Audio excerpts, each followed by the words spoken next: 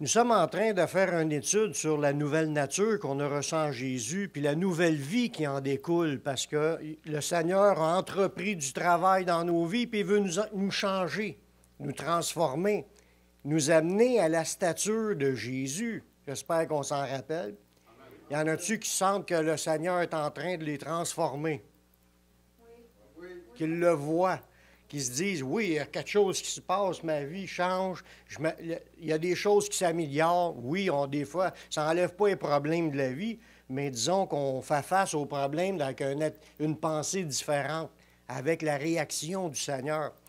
On est en train de regarder certains points que le Seigneur veut changer dans nos vies parce qu'il veut nous amener à être comme Jésus. Parvenir à maturité, ce qu'on va voir aujourd'hui, un des points, c'est devenir mature, c'est se responsabiliser face à l'Église. On va voir comment est-ce que le Seigneur, lui, voit les choses quand on parle de l'Église, de ce que lui, comment est-ce qu'il voit ça, les choses.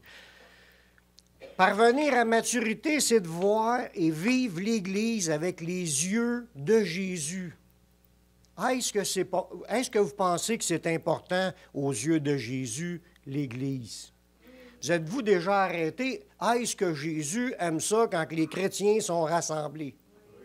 Quand ils vont à l'Église, comme que nous autres on dit à l'Église, on pense à la bâtisse, mais ce n'est pas la bâtisse, l'Église. C'est le groupement des personnes qui sont assis dedans, qui sommes la vraie, véritable Église du Seigneur.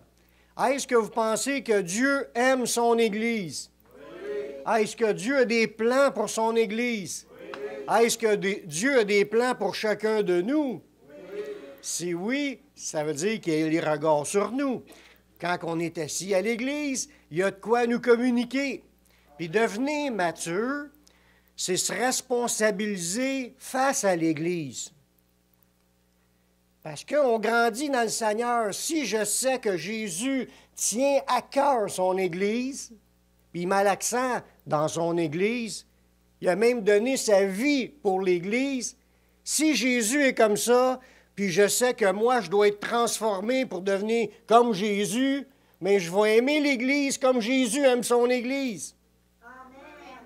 Amen. Amen. Il me semble qu'il n'y a pas gros d'amen. On doit aimer l'Église comme Jésus aime son Église. C'est le but à atteindre. On veut être transformé pour ressembler à Jésus. Savez-vous, j'ai dit la semaine passée, parce qu'on parlait de l'adoration, que Jésus avait créé l'univers en entier pour se trouver des adorateurs. Des gens qui étaient pour l'adorer en esprit et en vérité, parce que c'est de tels adorateurs que le Père demande. Ça veut dire qu'il a créé l'univers, il a créé les anges, puis les anges l'adoraient en esprit, en vérité, sauf d'une gang qui s'est rebellée, mais le 2/3 des anges sont encore devant lui pour l'adorer. Il a créé le monde humain, où ce qu'on est présentement, dans le but d'avoir des adorateurs. Puis là, je vous donne un autre point, une autre révélation. Il a créé tout l'univers dans le but de former son Église. L'univers entier physique a été créé parce que Dieu est en train de se faire une assemblée de choisis, de gens sortis pour faire partie du royaume de Dieu. C'est ça, son Église.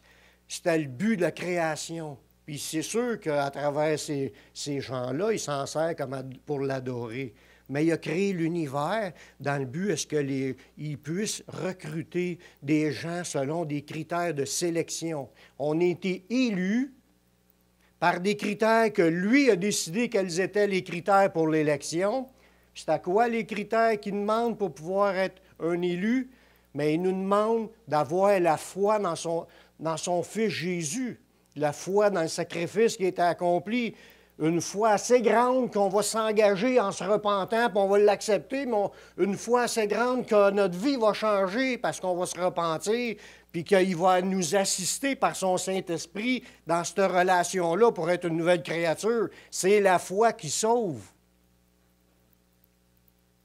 Puis ça, c'est le critère de sélection pour être un élu. C'est pour ça qu'il dit qu'il y a beaucoup d'appelés, mais peu d'élus. Ce pas tous les appelés qui vont rentrer parce qu'ils n'ont pas répondu aux critères pour devenir un élu. Voyez-vous? Fait que Dieu est en train, il a créé l'univers pour se faire un peuple de personnes qui vont lui appartenir, qui vont former son Église. Il y a une seule Église, le Seigneur. On voit ça exprimé différemment dans Jean chapitre 10, le verset 14 à 16. Jésus dit, « Je suis le bon berger. » Il est le berger. Il dit, « Je connais mes brebis et elles me connaissent. » Là, il y a une relation entre une brebis du Seigneur et son berger. On parle d'une vie de communion. Il dit, « Comme le Père me connaît, je connais le Père, et je donne ma vie pour mes brebis. » J'ai encore d'autres brebis qui ne sont pas de cette bergerie. Celles-là aussi, il faut que je les amène. Elles entendront ma voix, puis il y aura un seul troupeau et un seul berger. Le berger, c'est Jésus. Le seul troupeau, c'est ceux qui ont répondu à la voix de Jésus et qui connaissent Jésus, qui le suivent. C'est ça qu'il nous dit dans ce passage-là. Fait que ça fait partie, tous ceux qui font partie de sa bergerie, mais ils font partie de son Église, qui est son corps. On est les membres de son corps, on fait partie de son Église, on est dans sa bergerie. Puis Jésus dit, il va y avoir juste un troupeau, puis un seul berger. Lui, il est le berger, puis juste un troupeau, c'est son Église. Amen. Fait que la création entière était dans le but de recruter des gens, puis ils les appellent. Des brebis, ils les appellent, puis il y a certaines brebis qui ont entendu l'appel, qui vont répondre à l'appel, puis qui vont le suivre, puis qui vont développer cette relation. C'est les élus. C'est nous qui sommes là, assis à le suivre. Amen. Amen. Tous les efforts, puis les combats de Jésus étaient pour son Église. Quand Jésus est venu, c'était dans le but de venir personnellement, venir nous enseigner la voie. Quand il est venu aussi, il est venu pour que personnellement s'occuper du problème du péché. Il fallait qu'il soit réglé, puis il n'y avait aucun sacrifice dans l'Ancienne Alliance qui pouvait réellement nous pardonner puis nous rendre parfaits. Lui, il est venu, puis il a dit, « Je me voici pour accomplir ta volonté. » Il fallait qu'il vive un mode de vie de sainteté sans péché, pour être un candidat, pour pouvoir racheter les autres. C'est ce qu'il a fait. Excusez. Il a accompli cette vie de sans péché-là. Puis ça, on appelle ça la sanctification. Puis c'est ce que Jésus a expliqué dans Jean 17, le verset 19. Il dit, « Je me sanctifie moi-même pour eux. » En parlant des membres de son Église. Ça veut dire, si Jésus forçait dans sa vie pour combattre contre le péché, il ne faisait pas pour lui, il faisait pour nous. Parce qu'il est venu vivre cette vie de sainteté pour nous. Il dit, « Je me sanctifie moi-même pour eux, afin qu'eux aussi soient sanctifiés par la vérité. » Fait que le fait que Jésus est venu accomplir cette vie parfaite, puis son sacrifice à la croix, ça nous a permis à nous d'être sanctifiés. Fait que Jésus a tout accompli ce qui était nécessaire, obligatoire, pour nous racheter, puis de nous rendre dignes de faire partie de son Église. Merci Seigneur. Même si Jésus, après sa mort, il est monté au ciel, c'est ce qu'on voit dans les Actes, il jasait avec ses disciples, faisait 40 jours qu'il apparaissait à ses disciples, puis il jasait avec eux. Oups, il a commencé à monter. Puis là, les disciples l'ont regardé s'en aller au ciel, puis Jésus a disparu d'un nuage. Puis là, il y a un ange qui est apparu, puis il a dit aux disciples, « Ce Jésus-là que vous avez vu monter, il va revenir un jour de la même manière. » Là, il aurait pu se dire, « Ouais, mais là, on va se retrouver tout seul pour faire ce qu'on a à faire. On a la grande commission à faire, d'aller faire des nations des disciples, puis là, Jésus s'en va. » Mais même si Jésus est monté, Jésus est encore là, présent auprès de ses disciples pour les aider à bâtir son Église. Parce que Jésus, il est omniprésent. Il est maintenant, chaque jour, avec ses disciples, dans le but de bâtir son Église. Jésus, il a dit à Pierre, Il dit, je te dis que tu es Pierre, sur cette pierre, je bâtirai mon Église. Jésus est encore en train de travailler aujourd'hui pour bâtir son Église, pour ajouter de nouveaux membres, mais aussi pour la bâtir, son Église. Chaque membre a besoin d'être construit pour être une habitation de Dieu en esprit et le demeurer. Voyez-vous, il y a un travail que la nouvelle naissance va faire en nous pour nous changer, nous transformer, pour nous modeler, pour nous amener à être comme Jésus, pour qu'on puisse vivre la présence de Dieu sans restriction. Parce que ça peut arriver qu'un chrétien qui ne marche pas conforme, qui attriste le Saint-Esprit, puis il perd de l'efficacité dans sa vie. Mais il faut qu'on recherche à être rempli, puis Jésus nous aide à ce qu'on marche rempli de l'Esprit. Il est en train de bâtir son Église. Vous sentez-vous être en train d'être bâti?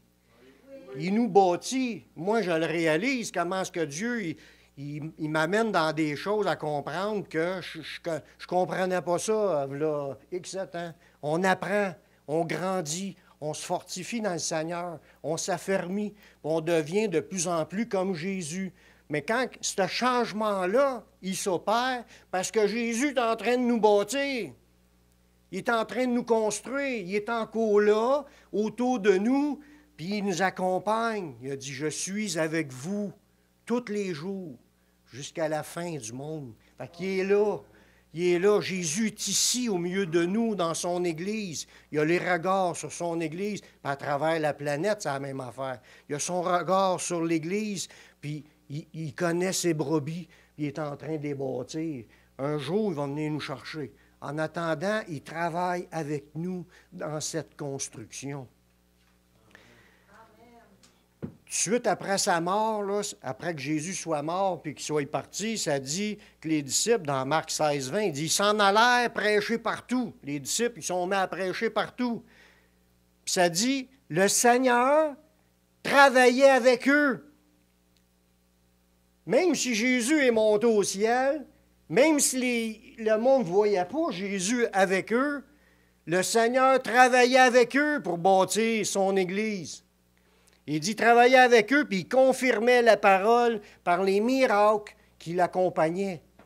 Voyez-vous, Jésus travaille encore aujourd'hui. Chaque fois qu'on voit un exaucement de prière, chaque fois qu'on voit une guérison, une délivrance, des miracles, mais c'est Jésus qui est là en train de bâtir son Église. Merci Seigneur. Je crois que la vision de Jésus est que chacun trouve sa place et se responsabilise face à l'Église. Parce que si on grandit dans le Seigneur et qu'on s'en vient à avoir le même regard pour l'Église que Jésus avait pour son Église, mais on va changer dans notre perception, mais on va changer aussi dans notre implication. On va se responsabiliser face à l'Église, puis on va dire, « Hey, c'est l'Église du Seigneur, là. Chacune des brebis qui sont là, il faut que je réagisse de façon à travailler pour bâtir avec Jésus. Je suis là pour bâtir l'Église avec Jésus. Amen. Vous êtes en train de bâtir avec Jésus. Peut-être qu'on est assis et qu'on ne réalise pas puis qu'on le laisse faire tout seul. Ou peut-être qu'on dit, « Hey, moi tout, j'ai quelque chose à faire là-dedans. » Puis là, on comprend ce qui est quoi mon rôle. Puis là, je vais dire, « Il faut que je fasse de quoi? » Puis là, on intervient, puis on s'offre, puis on travaille avec Jésus pour bâtir l'Église. Parce que Jésus, il a à cœur son Église. Puis il veut que tout le monde ait à cœur de la même façon que lui a à cœur. Si tout le monde le comprend, on va avoir une Église en feu, dans la joie, puis dans être en train, tout le monde, de servir le Seigneur. Qu'est-ce que l'Église pour Dieu? Excusez-le. J'ai un chat dans la gorge. Ce n'est pas un rhume, c'est l'air conditionné, probablement, ou l'humidité. Qu'est-ce que l'Église pour Dieu? Si je veux avoir la pensée changée, puis ma manière d'être changée face à l'Église, il faut que je comprenne à quoi que ça sert, une Église. On n'est pas ici juste pour le divertissement que ça peut procurer. Oui, on a un divertissement, on chante des chants, on tape du pied, on a du plaisir de voir les gens puis de se saluer.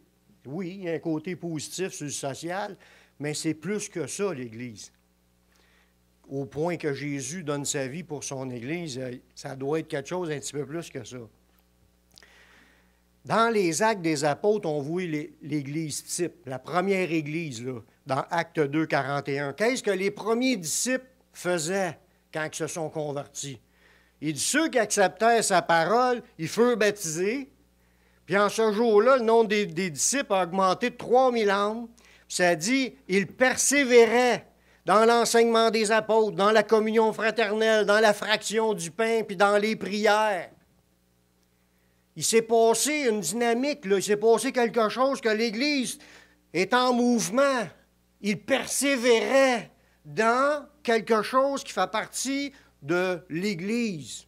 Une construction de l'Église, c'est l'enseignement des apôtres, la communion fraternelle, manger ensemble, puis prier ensemble. C'est ça qui fait la dynamique ou la puissance ou le moteur d'une Église en feu. C'est ce qui s'est passé à la première Église. 3000 personnes se sont converties d'un coup sec. Fait que si on y va avec les enseignements de la Bible pour comprendre à quoi que ça sert un petit peu plus, mais l'Église est premièrement une école, un centre de formation, un centre d'information. On est là pour apprendre, puis des fois se faire rappeler. Parce que quand ça fait 35 ans que tu vas t'asseoir dans une église, tu en as appris un peu. C'est juste que ça te fait rappeler les choses. Mais on se maintient dans la pensée de Dieu. Fait que quand Jésus, dans Matthieu 28, le verset 19 à 20, ça c'est quand il a donné la grande commission à ses disciples, il dit « Allez, faites de toutes les nations des disciples, les baptisant au nom du Père, du Fils et du Saint-Esprit, et enseignez-leur à observer tout ce que je vous ai prescrit. » Puis il dit, « Voici, je suis avec vous tous les jours jusqu'à la fin du monde. » Fait que quand on est assis ici, on est en train de vivre l'Église. Jésus est au milieu de nous. Il a dit que je suis avec vous tous les jours. Fait qu'il est là, assis à quelque part, avec vous, en vous. Il nous voit aller, il nous écoute penser, il nous écoute quand on parle à notre voisin, toutes les jokes qu'on peut faire, les critiques. Puis là, on analyse ce qu'on entend, parce qu'il a dit à ses disciples, enseignez-leur à observer. Ça veut dire que dans l'Église, ça sert à enseigner ce que Jésus ou les apôtres ont annoncé. Fait que les messages sont donnés semaine après semaine, puis le Seigneur est en train de bâtir son Église. C'est à ça qu'elle sert, son Église, à former des gens obéissants. Parce qu'il ne nous a pas dit juste partager les connaissances, il a dit enseignez-leur à observer. C'est des gens qui mettent en pratique qu'on recherche, que Jésus recherche. Des gens qui vont mettre en pratique ce qu'ils entendent. Des gens qui vont devenir eux-mêmes des gens qui appliquent ce que Jésus a déjà appliqué. Jésus ne nous demande pas de faire ce que lui n'a pas fait. Il nous demande d'être comme lui. Fait qu'il nous a montré l'exemple en toutes choses. Il n'a fait aucun péché. Fait qu'il veut qu'on soit comme lui. Ça veut dire qu'il veut qu'on obéisse à ses enseignements pour arriver à être comme lui. J'ai du travail à faire dans ma vie. Le Seigneur a beaucoup de travail à faire en moi, puis il en a à faire en vous. Mais il est là à chaque réunion, puis il travaille à travers les enseignements qu'on reçoit. C'est des méditations de sa parole, puis ça nous fait grandir. Ça nous libère. Ça nous change de notre manière de penser. On est renouvelé dans notre intelligence. Puis là, on pense de plus en plus comme Jésus aura pensé. On va parler de plus en plus comme Jésus aura parlé.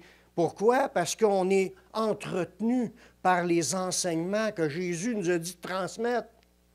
Fait que, il parle à travers de moi présentement pour vous aider à grandir, pour vous fortifier dans le Seigneur, puis vous encourager.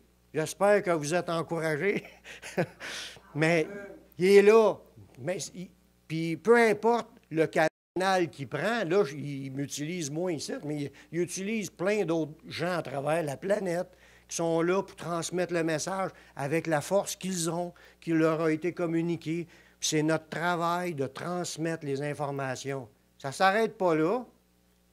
Vous aussi, vous êtes assis dans l'Église. Vous avez des choses à transmettre. Vous savez des choses de Dieu. C'est votre devoir de travailler et de transmettre ça aux autres. On doit apprendre à veiller les uns sur les autres et à s'exhorter les uns les autres. Fait que c'est un travail d'équipe, tout ensemble, pour aller recevoir l'instruction de la parole. Il rentre un nouveau. Il s'assit là pour la première fois. Qu'est-ce qu'il va faire? Il va écouter, puis il va apprendre de tout le tour. Pas juste du pasteur. Il apprend des choses dans la prêche, il va apprendre des choses le moment que vous allez y faire un sourire, que vous allez l'accueillir, que vous allez le serrer dans vos bras, que vous allez prier pour lui, que vous allez lui donner des paroles pour l'encourager. Les gens vont apprendre la vie de Jésus. Puis ils vont la vivre, ils vont sentir qu'il y a quelque chose là. Ils vont dire, Dieu est réellement au milieu de vous. C'est ça qu'on veut. Fait que l'Église est une école dans le jargon québécois. C'est l'école de Dieu. Il a voulu que ça se passe comme cela. Des fois, on dit, oh, ils font pas ça de la bonne manière. Bien, transmettre des enseignements, je ne connais pas beaucoup de méthodes, à part que, comme qu'on voit à l'école, il y a un professeur qui explique des affaires, puis les autres écrivent, puis ils posent des questions. C'est un peu l'interaction de la transmission des connaissances. Ça se passe pas mal comme ça partout. Oui, on pourra rendre ça plus agréable, peut-être, je parle un 10 minutes, faire un chant, parler un autre 10 minutes, faire un chant, ou pas faire de parlage, pas en tout, puis de faire juste de la musique. Il va manquer de quoi? Voyez-vous, on n'a pas le choix de prendre du temps. Puis il faut condenser le temps parce que tout le monde a des obligations. Fait que c'est de même l'Église aujourd'hui, puis ça fait longtemps que c'est dans un système qui est bâti de cette façon-là. Les premiers disciples, c'était de même, puis c'est encore de même aujourd'hui. Ils se réunissaient dans le temple, dans les synagogues ou dans les maisons, que ça dit. Puis ils partageaient l'enseignement, ils priaient ensemble. C'est le même modèle qu'on a encore aujourd'hui, 2000 ans plus tard. Il y a les anciens dans l'Église. Les anciens sont les professeurs avec l'aide du Saint-Esprit. Puis la matière qu'on a enseignée, c'est la doctrine de Christ, l'enseignement de Jésus. Expliquer ce que Jésus a fait, comprendre pourquoi il l'a fait, puis comprendre aussi les choses qu'il nous demande de mettre en pratique. Ça fait partie de la vie de l'Église, la raison d'être de l'Église. On arrêterait d'avoir une Église, bien, on dirait on va aller dans une autre Église. Tu ne peux pas dire tu ne vas pas dans une Église. Tu vas pas dans une Église, tu vas dans l'autre. Mais il faut que tu ailles dans une Église. Ça fait partie du plan de Dieu. Parce qu'on a à recevoir et on a à donner aux frères et sœurs. Dans Actes 2, 42, le verset que j'ai lu de la première Église, ça dit « Ils persévéraient dans l'enseignement des apôtres ». Ce n'est pas quelque chose de temporaire pendant une couple de semaines, puis après ça, on s'en retourne et on oublie tout. Il faut persévérer, être à la recherche. Aujourd'hui, là, c'est accessible partout par les médias, l'Internet, la télévision, la radio. La parole de Dieu est prêchée partout. Fait qu'on peut se nourrir de la connaissance de Dieu, mais il faut faire attention, parce que ce n'est pas tous des gens qui sont de Dieu qui vont vous enseigner aujourd'hui. Il y en a qui disent toutes sortes d'affaires qui n'ont pas de bon sens. Un deuxième point à quoi sert l'Église, c'est un centre d'adoration pour Dieu. L'Église est le lieu où on se rencontre ensemble pour venir louer, glorifier, célébrer, chanter les louanges à Dieu. Que ce soit les chants de la louange, de l'adoration, des actions de grâce, ça fait partie des réunions, puis elles sont faites dans le but de glorifier Dieu. Quand on chante des chants, c'est pas juste pour faire un peu d'exercice. Oui, on peut en faire en même temps, mais ce n'est pas le but. Le but, c'est qu'on se concentre sur ces paroles, qu'on les chante à Dieu, ces chants-là. Puis quand on confesse son nom, il dit, c'est ça qu'il cherche, d'offrir un sacrifice à Dieu.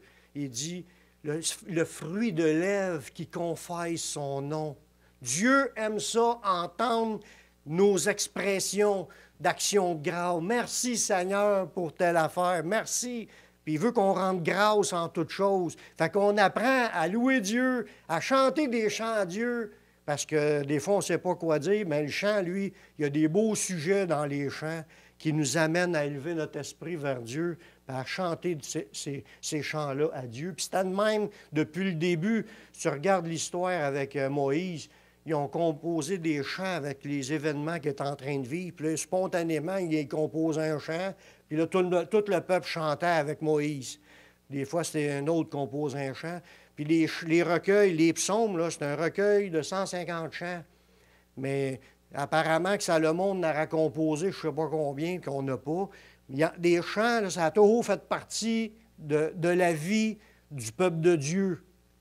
C'est pas nouveau ce qu'on fait là. Puis quand on le fait, c'est dans le but de glorifier Dieu.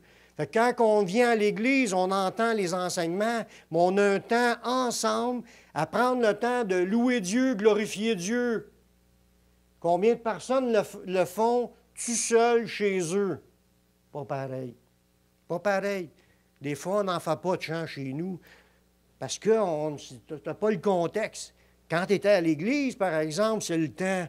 Il y a un contexte, on est ensemble, les musiciens sont là, puis gloire à Dieu pour les musiciens, puis on chante, puis on loue le Seigneur, puis tout le monde est emporté dans la présence de Dieu.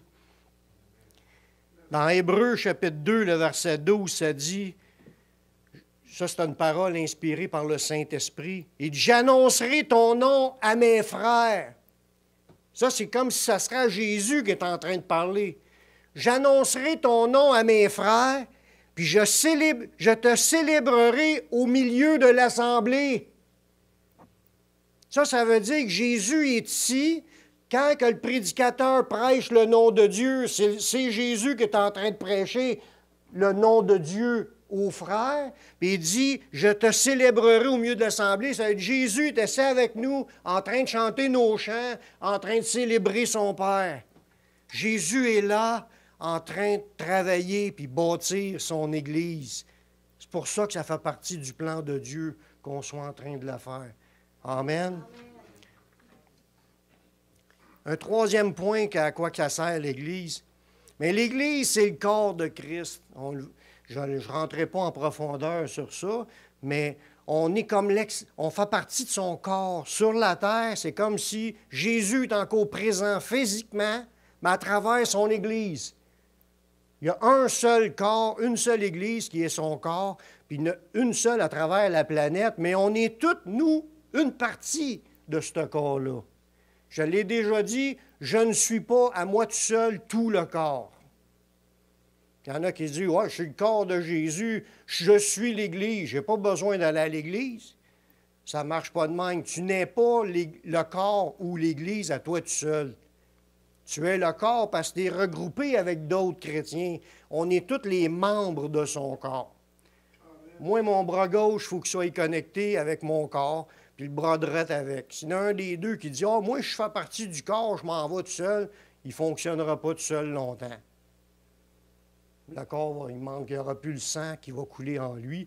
Tout ce que le corps aura pu y donner, ça ne sera plus là. Puis le bras qui a décidé de faire sa vie tout seul, il va tomber à terre, puis il va sécher. Il faut qu'on reste connecté au corps. Ça fait partie du plan de Dieu. Ensemble, il dit, on s'édifie, puis on forme un solide assemblage, puis on s'édifie toute la gang ensemble en tirant notre force des uns des autres. Puis on est important. Il n'y en a pas un qui n'est pas important. On fait toute partie du corps de Jésus, puis c'est l'Église qui est son corps.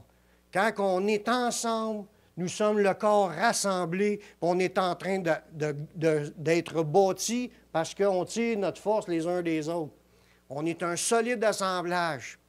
Il n'y a rien de pire qu'une Église qui est divisée, puis que le monde critique, puis le monde chiale, puis le monde il se parle dans le dos, puis tout le monde je dirais presque se déteste. C'est pas de Dieu. C'est pas ça que Dieu veut pantoute. La vision de Dieu, ou le but qu'on devrait dire, la maturité chrétienne fait que tu réalises l'importance du corps, puis tu vas réaliser ta responsabilité de faire en sorte que le corps grandisse, puis s'édifie, puis s'unisse, puis qu'on soit connectés ensemble. C'est la vision de Jésus, puis ça devrait être notre vision à nous de devenir comme cela.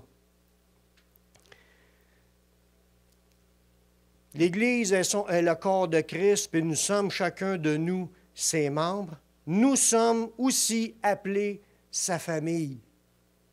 Fait que l'Église, c'est sa famille.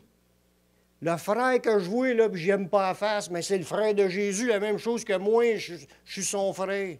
Il est aussi important pour Jésus, celui que j'aime pas la face, que moi-même, je suis important pour Jésus. Des fois, on se pense bon, puis on méprise les autres, puis on se pense meilleur. Puis nous autres, on l'a l'affaire, puis eux autres n'ont pas l'affaire, puis on pense que Jésus nous aimera plus qu'il aime l'autre. Ça ne marche pas de même, ce n'est pas la vision de Dieu. Ça, c'est un manque de maturité pour arriver à cette conclusion-là. Grandir dans le Seigneur, c'est que Jésus il est mort pour lui aussi, autant qu'il est mort pour moi. Puis pourquoi qu'il me favoriserait moi plus que lui? Jésus aime autant lui qu'il m'aime. Puis je dois chercher même à faire plaisir à celui que Jésus aime. Parce que c'est son frère. La même chose que moi, je suis son frère. On est toute la même famille, puis on a tout le même Dieu, Père. Dans Hébreux, chapitre 2, le verset 11, ça nous dit « Celui qui sanctifie, ça c'est Jésus, et ceux qui sont sanctifiés, c'est nous, sont tous issus d'un seul. » Fait que Jésus était issu du Père, puis si moi je suis devenu un enfant de Dieu, je suis issu du Père. Le Père a investi en moi pour que je le sois. Fait que Jésus, il vient du Père, puis nous aussi, on est connectés avec le Père. Puis Jésus n'a pas honte de nous appeler frères à cause de cela. Parce que Dieu nous a adoptés. On est la famille de Dieu, tout ensemble. Quand on se réunit, nous sommes une famille des frères et sœurs de Jésus. C'est pas beau, ça? Qui dit famille, dit fraternité. Une famille, c'est supposé de fraterniser ensemble. C'est supposé d'être content de se voir comme des frères. C'est pour ça que dans Actes 2,48, la première Église, ça dit « Ils persévéraient dans l'enseignement des apôtres, dans la communion fraternelle. » L'Église, c'est la place pour communier fraternellement. Ça veut dire entre frères et sœurs. On est la famille, la communion fraternelle, c'est de profiter les uns des autres. Je suis là pour les autres sont là pour moi. Ensemble, nous sommes à l'Église une fraternité, puis on marche en communion ensemble. C'est pas beau, ça? Puis la fraction du pain aussi, que ça dit, comme il persévérait dans la communion fraternelle, dans la fraction du pain. Ça veut dire, en plus d'être ensemble, ils mangeaient ensemble. Moi, je trouve ça super quand on prend du temps et qu'on mange une bonne soupe avec du bon pain frais ensemble. On a des bons moments. Ça nous bénit. On est la famille de Dieu. Amen. Un autre point où on regarde ce qu'est l'Église, l'Église, c'est un centre d'entraînement et de combat spirituel. Parce que dans les réunions, il y a la dimension de la prière, il peut y avoir des jeûnes, puis même l'évangélisation, c'est du combat spirituel. On combat contre les puissances du mal. Fait que l'Église, c'est un centre d'entraînement. Quand les chrétiens sont ensemble, peut-être qu'on ne persévérera pas à prier si on serait tout seul pendant 1 an, 2 ans, 3 ans. Mais le fait que tu vas à l'Église puis qu'il y en a d'autres autour de toi qui prient, puis tu embarques avec eux, c'est un centre d'entraînement. On est là pour prier ensemble. On prend du temps, on partage nos besoins de prière, on prie pour les besoins, on apprend à combattre dans la prière. C'est la première place que Dieu veut qu'on combatte. Il y a la prière puis l'évangélisation. C'est comme 2 dimensions de combat qu'on fait. Puis l'Église, c'est là pour qu'ensemble, qu'on développe notre nature combative. Le Saint-Esprit veut nous amener à cela. Oui, on n'est pas tous égaux avec les mêmes dons, mais tout le monde pourrait prier. Pas dur prier, là. Prier, c'est demander. Si vous êtes capable de demander quelque chose à votre mari ou de demander quelque chose à votre femme, vous êtes capable de demander quelque chose à Dieu. C'est pas plus dur que ça. Ils sont capables d'aller au dépanneur puis demander quelque chose au commis. Avez-vous telle affaire? Il te le donne, tu le payes, mais tu as réussi une communication. Mais dans l'Église, c'est ça, on apprend à développer notre communication avec Dieu, en parlant à Dieu, en lui remettant tous nos besoins. C'est du combat spirituel, puis on apprend à combattre. Fait que les modules pratiques, c'est la prière, le jeûne, l'évangélisation. On voit que les premiers disciples, ils étaient là-dedans. Dans Actes 2, 42 à 47, là, il dit « Ils persévéraient dans l'enseignement des apôtres, dans la communion fraternelle, la fraction du pain et dans les prières. » Ils persévéraient ensemble à prier. Ça fait partie de la vie d'Église. Ça sert à ça, l'Église. Que les gens sont ensemble, puis ils persévèrent dans la prière parce qu'ils sont ensemble. Ça nous fortifie, ça nous booste, ça nous donne une vision des choses qu'on doit prier. Puis il y a l'évangélisation. Jésus en parle dans Matthieu 28, le verset 19. Il dit « Allez, faites de toutes les nations des disciples. » On a le mandat de faire tous nos efforts pour convertir les gens.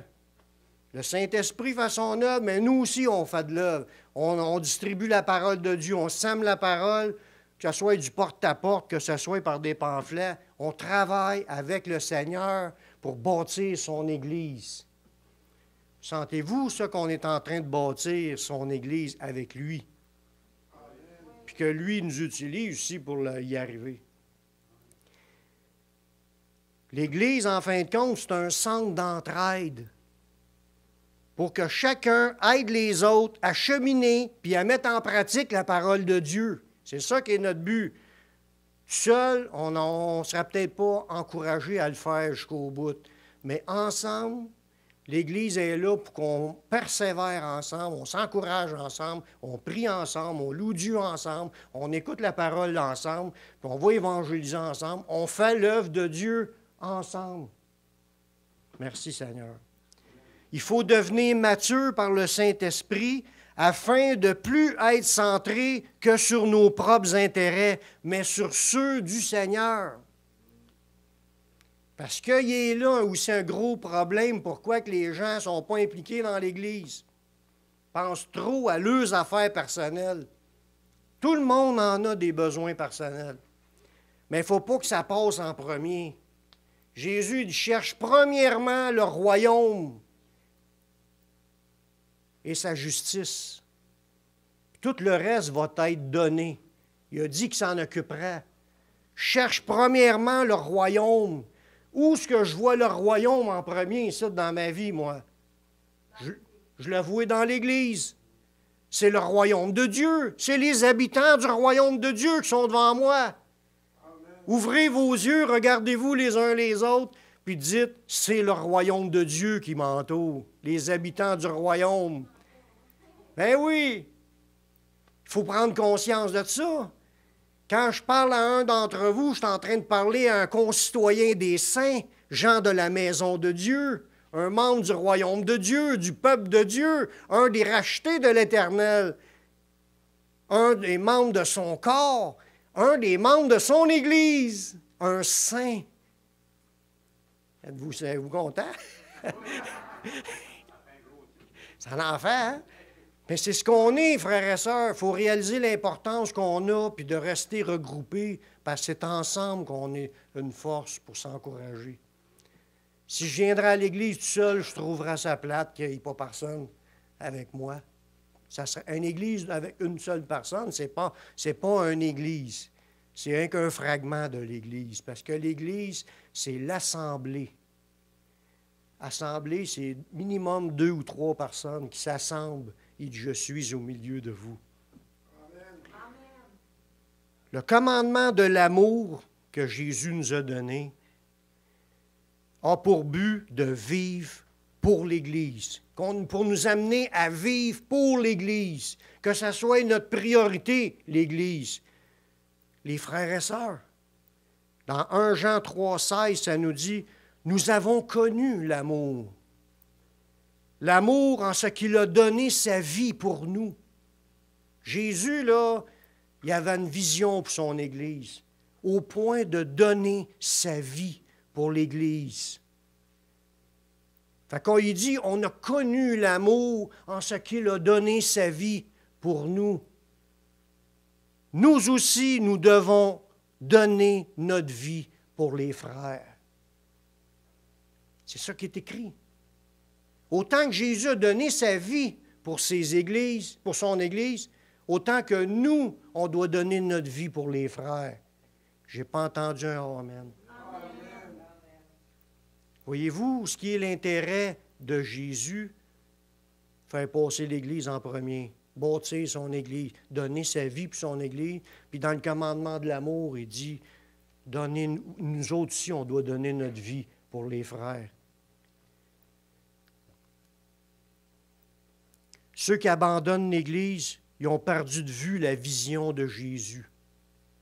Parce que grandir dans le Seigneur, c'est pour t'amener à penser comme Jésus, à être comme Jésus. Jésus avait une vision totale pour l'Église. Un chrétien ne peut pas abandonner. S'il réalise ce qu'il se refait dire, il faut qu'il se reprenne en main et me dise, hey, il faut que je revienne à l'Église. C'est ça qui est le plan central de Jésus, l'Église.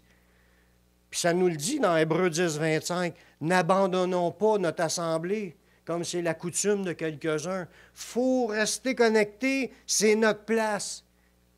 On est sauvés, mais c'est là qu'on puise la force qu'on a besoin pour avancer. Puis ça nous dit dans ce verset-là, mais exhortons-nous réciproquement. Ça veut dire, entre frères et sœurs, il faut s'encourager, se bénir, prier les uns pour les autres, qu'on soit encouragés d'être là à l'Église. Amen. Amen. Le but de l'Église, c'est de travailler ensemble pour faire avancer le royaume de Dieu. Prions. Seigneur, je te remercie de ta parole qui nous enseigne, qui nous révèle l'importance de l'Église. Seigneur, donne-nous de se responsabiliser face à ton Église, qu'on prenne notre responsabilité, qu'on prenne notre part, ce à quoi tu nous as appelés à être par les dons que tu nous as donnés, à ce qu'on puisse s'investir dans ton Église, dans les frères et sœurs. Donne-nous qu'on soit connectés les uns avec les autres, en pleine communion, sans division, sans restriction, qu'on puisse s'aimer les uns les autres et vivre pour ton Église. Seigneur, conduis-nous dans cette dimension de l'amour. Merci de ce que tu vas faire, Seigneur. Je te le demande dans le nom de ton Fils Jésus. Amen.